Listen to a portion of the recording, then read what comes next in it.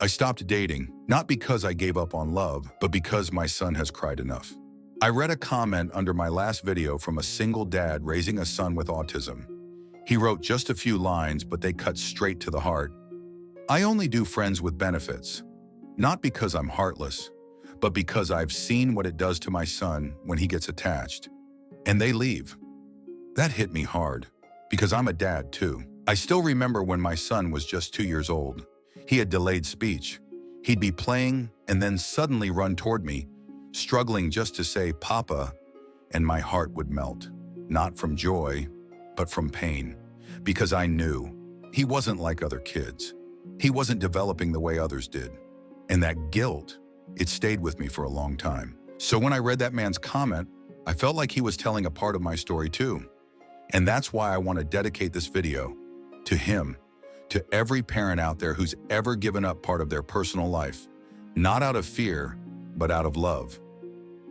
People ask me all the time, "Why don't you date? You're a good guy. You deserve to find someone."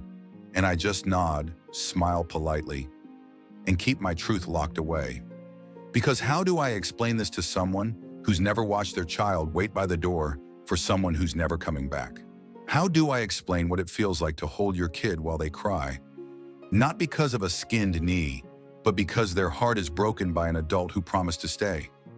I don't date, not because I don't want love. I don't date because my son already gives me all the love I need. And more than that, he needs me. Whole, present, unbreakable. I've tried it before.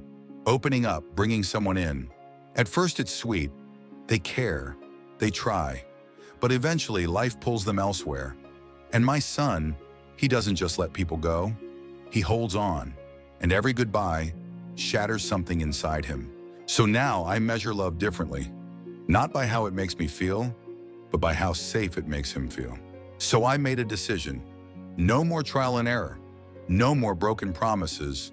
No more women trying to get used to the idea of being around my son. If you can't stay for the long haul, you don't get to stay at all. And that's not bitterness talking. That's clarity. I found peace in being alone. Because alone doesn't mean lonely.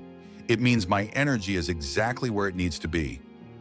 On raising my son, on protecting his heart, on giving him a foundation so solid, he never questions his worth again. He already lives in a world that doesn't understand him. I won't be another source of confusion. So yeah, maybe I'll miss the romance, the dates, the comfort of another adult beside me. But I won't miss explaining why someone disappeared. I won't miss my son asking where she went. I won't miss picking up the pieces of his broken expectations. People sometimes ask me if I ever miss being in love. If I miss the warmth of being held, the comfort of sharing my day with someone. And the truth is, of course I do. I miss it like you miss a song you used to love, but now only hear in echoes.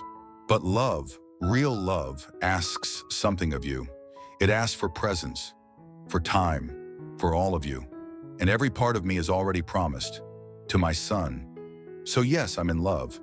It just looks different, and it's enough. To the dad who left that comment, you're not alone, and you're not cold. You're just a man who loves his son enough to keep the door locked for anyone who doesn't come with forever in their hands. And I know I should have asked your permission before turning that comment into something more, but something in your words, the quiet ache behind them, stayed with me. I didn't tell your story, I told mine. One I couldn't have voiced without yours reminding me that I'm not alone. If you're watching this, I hope you understand. And if anyone else has ever stood in that same silence, then maybe this video is for you too. Tell me your story, because the next voice that needs to be heard might be yours.